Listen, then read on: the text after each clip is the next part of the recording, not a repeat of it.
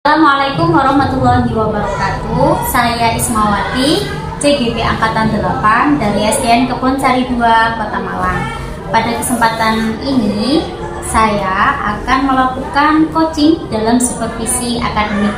Kebetulan hari ini saya sedang bersama Ibu Fauzia. Bisa kita mulai, Ibu Fauzia? Bisa, Ibu Isma. Assalamualaikum, bagaimana kabarnya Ibu Fauzia? Waalaikumsalam warahmatullahi wabarakatuh. Alhamdulillah, luar biasa. Oke, sesuai dengan obrolan kita kemarin-kemarin ya Bu Fauzia, bahwasanya pada tanggal 16 nanti kita akan melaksanakan kegiatan supervisi akademik, yaitu kegiatan saya sebagai coach mengamati Ibu Fauzia dalam proses pembelajaran di kelas. Oke, siap.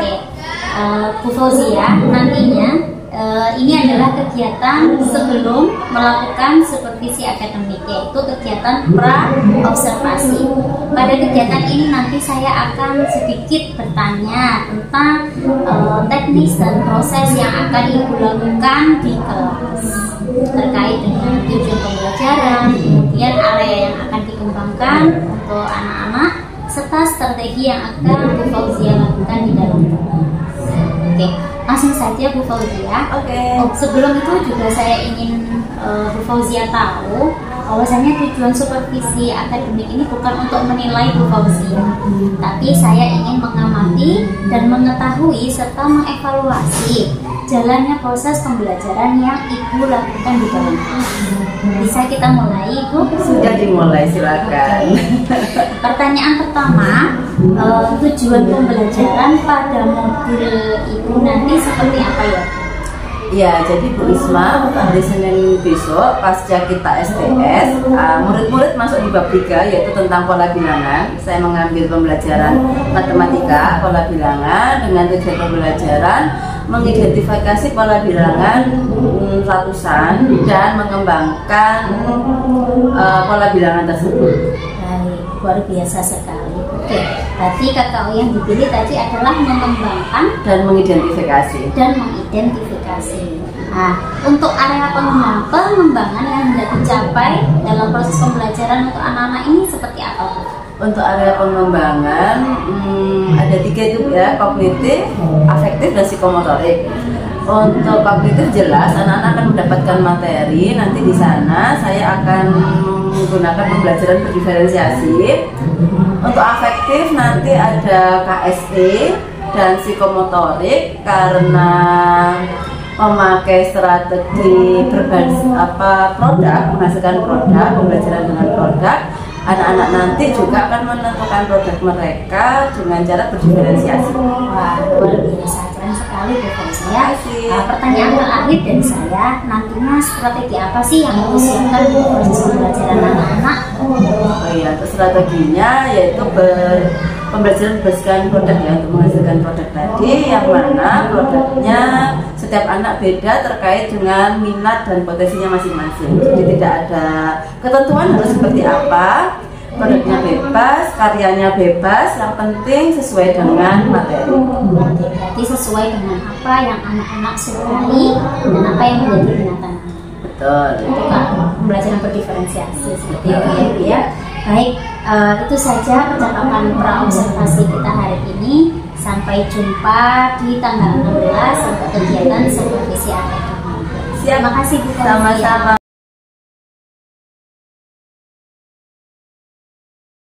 Perasaan kalian gimana? Ada yang mau menceritakan rasa senangnya itu tadi? Siapa yang mau bertanya?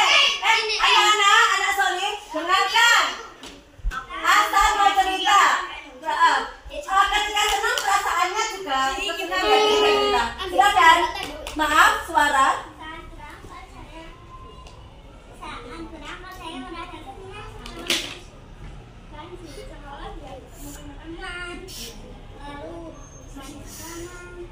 Terus? Oh, tadi udah baca buku juga.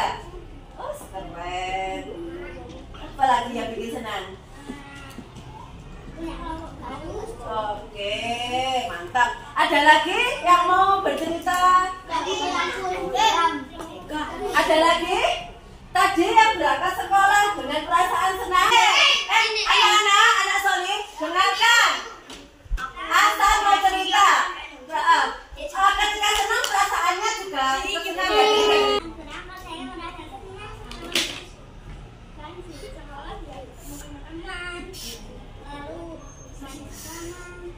Terus? Oh, tadi udah baca buku juga. Mantap. Ada lagi yang mau bercerita? Ada lagi? Tadi yang berangkat sekolah dengan perasaan senang. Mana Arfan perjalanannya tadi? Lagi bisa belajar sama teman-teman. Terus? Belajar sama-sama. Apa itu menghasilkan poin. Terus? Terus bisa itu sama ya main-main. Sama main-main. Oke. Tidak ejek-ejekan, tidak pukul-pukulan. Kalau bilangan itu yang seperti apa? Ya, ada beberapa kumpulan gambar. Ada lagi? Ya, bisa masuk. Kelipatan masuk. Menempel. Ya, pintar. Ada lagi? Apa? Tentang angka. Oke, pola bilangan. Betul. Tanya, misalkan.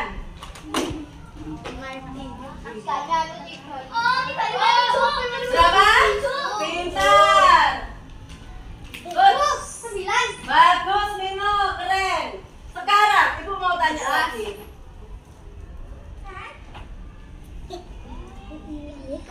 Bilangan tujuannya apa?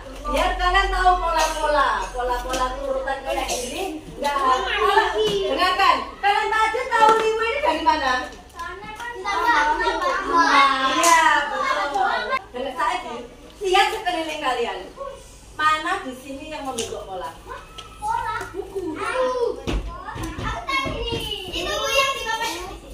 Iya, yang di papan oleh ya, betul ini. Tapi yang lain di sini. Yang kalian pakai itu ada apa?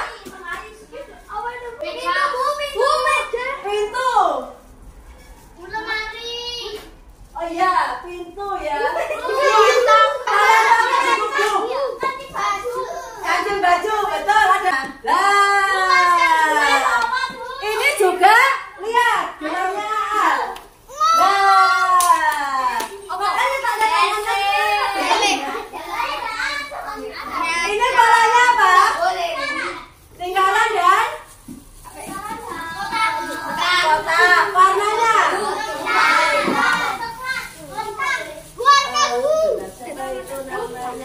Zaidan? Ada apa? Mengambil. Ya ini pola ya. Nah, ini Zaidan, ini polanya apa Zaidan? Lingkaran kan? Persegi panjang. Ini polanya apa? Lingkaran dan kotak. Warnanya? Mirip. Mirip itu. Tabung. Kalian belum belajar ini belum? Ya boleh. Terlalu mudah. Ini paling kalian cuma 12 selesai kalian. Tadi yang tawaran pertama banyak angka 12 ya? Oke.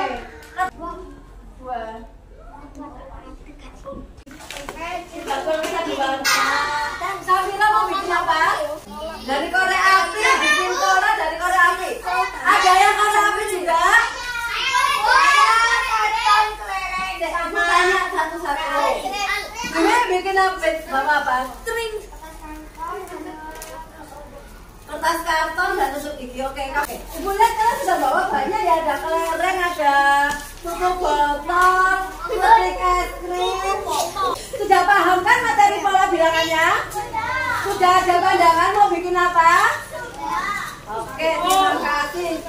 Adakah yang ketinggalan nggak bawa?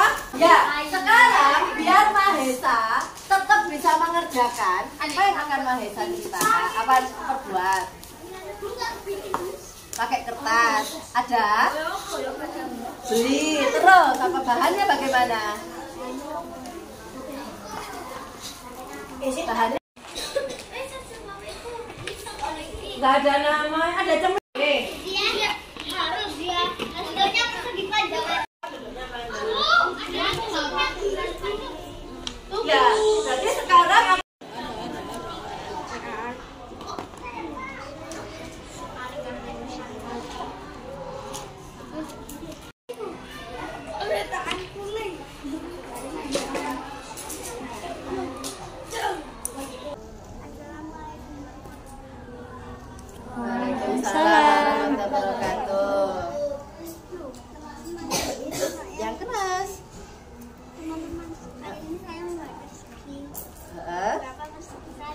Berapa perseginya Hasan? Coba dihitung.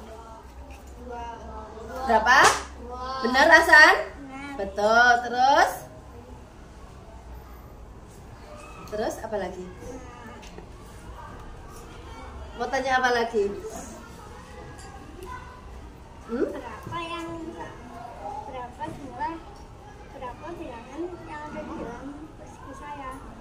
Berapa bilangan yang ada di dalam persegi Hasan? Berapa apa? Oh, ada angkanya Hasan. Oh, setiknya. Oh iya, berapa setiknya? Yang di dalam apa semuanya? Semuanya ada berapa? Hah? Yang dibentuk satu ada berapa? 6. Yang di 2? Benar. Apa?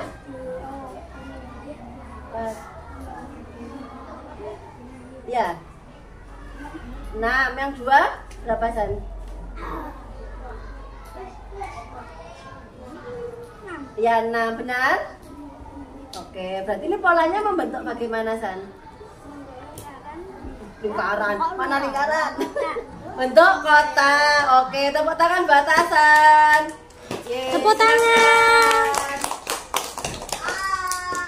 Sebenarnya maaf. Membuat pola lingkaran. Ya.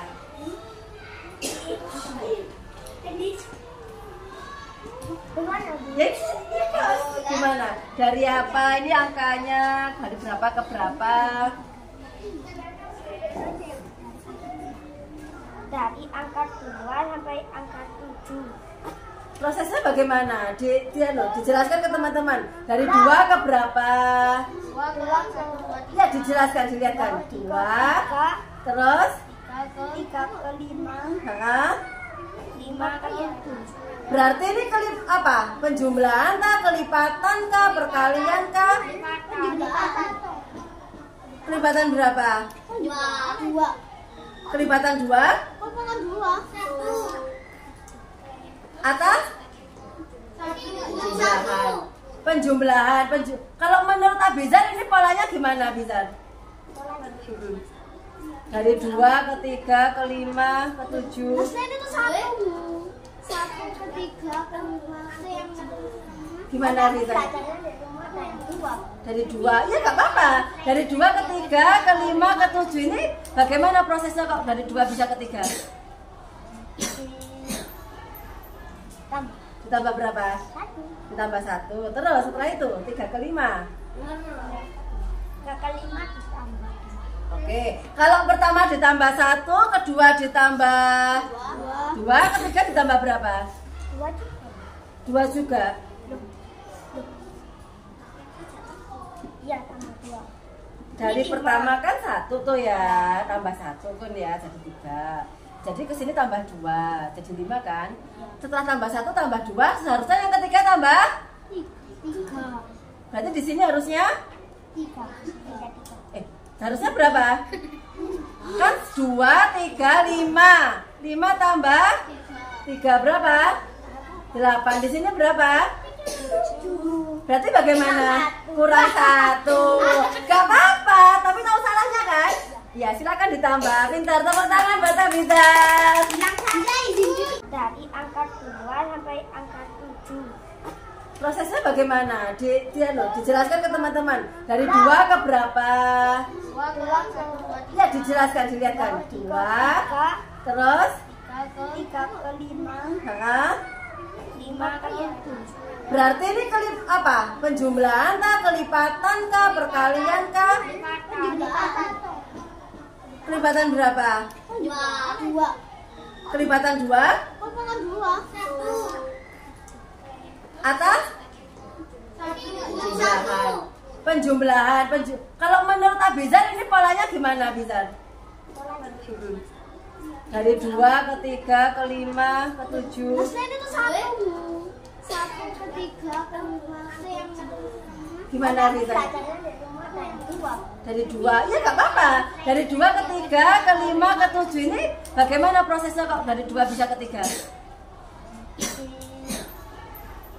Tambah Ditambah berapa? 1. Ditambah 1. Terus setelah itu 3 ke 5. 3 kali 5 ditambah Oke, kalau pertama ditambah 1, kedua ditambah 2, ketiga ditambah berapa? 2 juga. 2 juga. Iya, tambah 2. Dari Ini pertama kan 1 tuh ya, tambah 1 kan ya, jadi 3. Jadi ke sini tambah 2, jadi 5 kan? Setelah tambah 1 tambah 2, seharusnya yang ketiga tambah? 3. Berarti di sini harusnya? 3. Seharusnya berapa? Kan 2, 3, 5. 5 tambah 3 berapa? 8. Di sini berapa? 7. Berarti bagaimana? Kurang 1. Gak apa-apa, tapi tahu salahnya kan? Ya silakan ditambah. Pintar, tepuk tangan buat Pintar.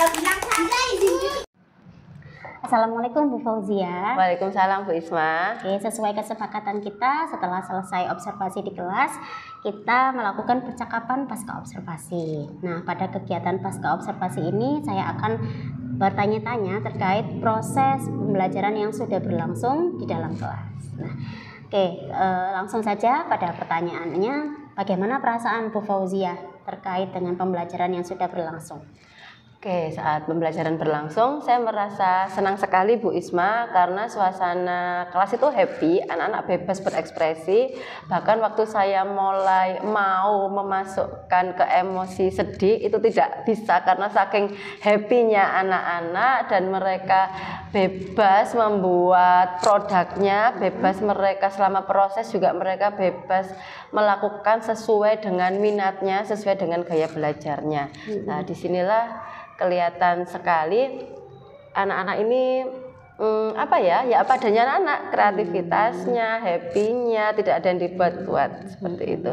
Jadi Bu Fauzia senang karena anak-anak belajar sesuai dengan minatnya, di dalam kelas bahagia seperti itu. Betul, ya. ya. Kemudian bisa diceritakan kembali Bu Fauzia area pengembangan yang Bu Fauzia inginkan, Bu Fauzia harapkan untuk anak-anak? Ya, untuk area pengembangan ada kognitif, afektif, psikomotorik. Untuk kognitif terlihat jelas ya di materi, alhamdulillah anak-anak paham. Bahkan produk yang mereka buat pun juga sesuai dengan materi saat itu, pola bilangan dan pola gambar.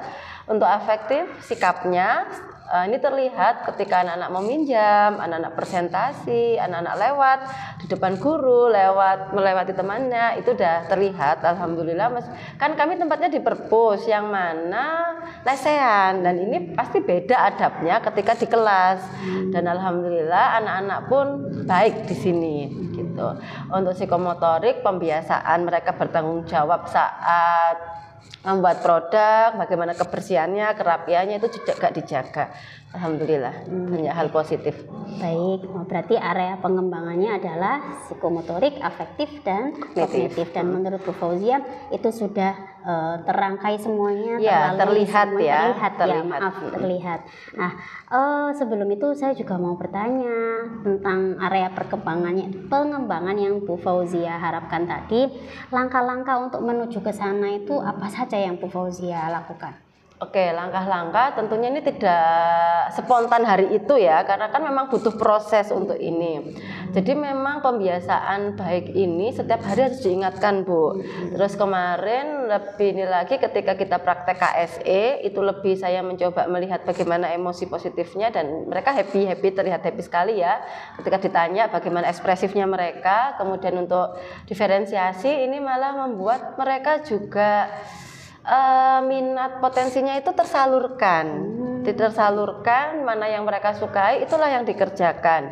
Mungkin untuk persiapan memang agak aku harus bawa ini ya. Kalau kita kerjasama dengan orang tua kan pastinya bawa ini, tapi dalam prakteknya di sekelas itu kan yang membuat anak-anak ya, dan mereka senang dibandingkan hanya dengan menjawab soal, menyilang-nyilang, menjawab ini, karena semua inderanya kan bermain di situ, lebih maksimal lagi. Jadi Bu Fauzia menghadirkan pembelajaran yang kreatif dengan kerjasama orang tua. Betul. Itu ya Bu Fauzia. Betul. Nah, menurut Bu Fauzia, apa sih yang perlu ditingkatkan dalam proses pembelajaran kemarin itu?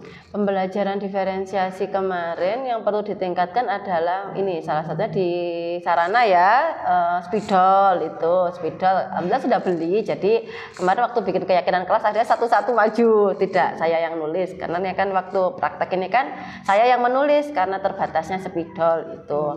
Sebenarnya itu aja sih ya. Lagi ya, kayaknya sih itu aja. Oke, berarti intinya student center dan penyediaan alat dan bahan yang digunakan untuk mendukung student center. Seperti itu ya. Bu Fauzia, menurut Bu Fauzia, sepenting apa sih student center di proses pembelajaran anak? Ya, karena kan tingkat konsentrasi anak itu berbeda ya. Saya pernah baca itu sesuai umurnya. Kalau anak-anak katakanlah umur 9-10 tahun, berarti setelah mereka konsentrasi 9 menit, 10 menit itu udah hilang gitu kan. Jadi itulah mengapa saya jarang sekali hanya menjelaskan saja, hanya ceramah. Jadi harus membawa sesuatu. Mungkin anak-anak itu langsung praktek. Jadi yang paling sering itu anak-anak langsung praktek. Karena apa? Kadang kalau kita yang banyak bicara, itu yang diingat hanya sedikit. Hanya sebagian persen saja yang kita utarakan. Tapi membicarakan materi dengan anak-anak praktek, itu mereka akan mengalami, akan lebih mudah dan lebih cepat mengingat. Setelah itu kita ada evaluasi waktu mereka presentasi, kita akan tahu siapa yang belum paham. Nah, ini juga guru terbantu karena kita fasilitator, kita bukan artis utama, kita bukan tokoh utama yang dilihat anak-anak. Lah, ini kita fasilitator anak-anak. Kan anak-anak itu sebenarnya cerdas ya, potensinya mereka punya potensi yang keren-keren gitu kan, tanpa kita sadari lah. Yang saya percaya, itulah kenapa saya seringkali memberikan kebebasan dalam tanda kutip ke anak-anak untuk melakukan hal. Pokoknya selama tujuan pembelajaran itu tercapai, saya nggak masalah. Oke, bagus sekali. Oke, berarti Bu Fauzia sangat mendukung pembelajaran yang berpusat kepada peserta didik. Nah, rencana kedepannya untuk meningkatkan pembelajaran yang berpusat kepada peserta didik. Nah, ini apa yang mau direncanakan? Oke ya, pastinya saya sebelum melakukan sesuatu kan kita riset dulu ya, browsing-browsing. Saya akan cari ide di sosmed seperti itu, pembelajaran apa lagi gitu. Dan ini beberapa hari yang lalu saya meminta ide ke anak-anak. Jadi proses pembelajaran itu tidak serta-merta dari saya semua. Saya hanya mancing. Kemarin itu kita pada ilmuwan cilik, terus anak-anak setelah itu ke program itu 2 bulan selesai. Saya minta ke anak-anak, "Nak, kalian mau ada acara event apa lagi nih di kelas? Ilmuwan cilik kan udah selesai." Akhirnya saya berikan kertas itu, sticky notes, mereka menulis dan luar biasa ide-idenya.